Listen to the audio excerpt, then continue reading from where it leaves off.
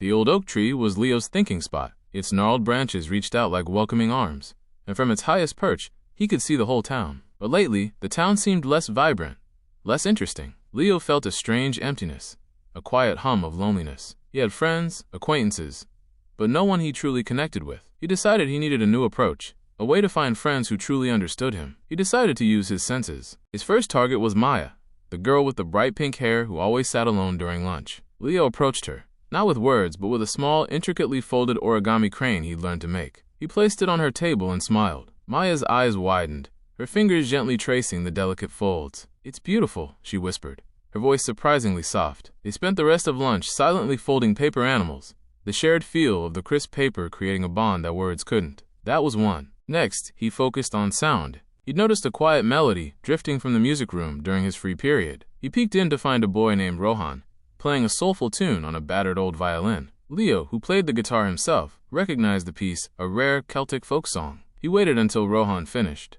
then approached hesitantly. "That was amazing," Leo breathed. Rohan looked surprised, then a shy smile spread across his face. They talked about music, their shared hearing of the same emotional notes forging an instant connection. That was two. Leo's third friend came through taste. He loved baking. He'd spent hours perfecting his grandmother's secret recipe for cinnamon rolls, the warm, comforting aroma filling his house. He carefully packed a box of the freshly baked rolls and took them to school. He spotted a boy, Vikram, sitting under a tree, looking forlorn. Leo offered him a roll. The boy's face lit up as he took a bite. "Wow," he mumbled, his mouth full.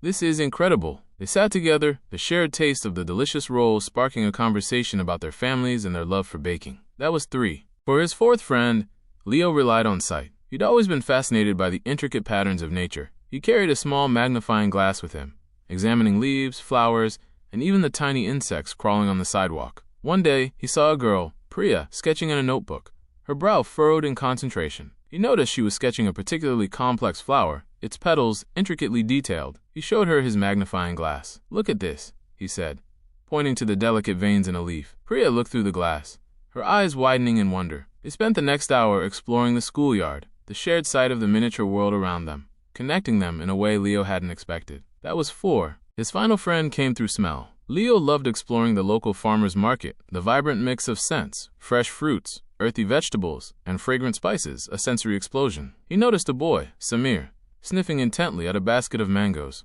"These smell amazing," Samir said, a dreamy look on his face. Leo, who loved mangoes himself, instantly related. They talked about their favorite fruits, the sweet smell of ripe mangoes creating an instant bond. Samir confessed he dreamed of owning an orchard one day. That was five. Under the old oak tree, Leo no longer felt lonely. He had 5 new friends, each connection forged through a shared sensory experience. He realized that friendship wasn't just about talking. It was about connecting on a deeper level, experiencing the world together, using all his senses to truly see, hear, taste, feel, and smell the world and the people in it. The town, once dull, now vibrated with life, each of his friends adding a unique color to his world. The oak tree, his thinking spot, now felt like a meeting place, a place where he could share his senses and his life with his 5 new friends.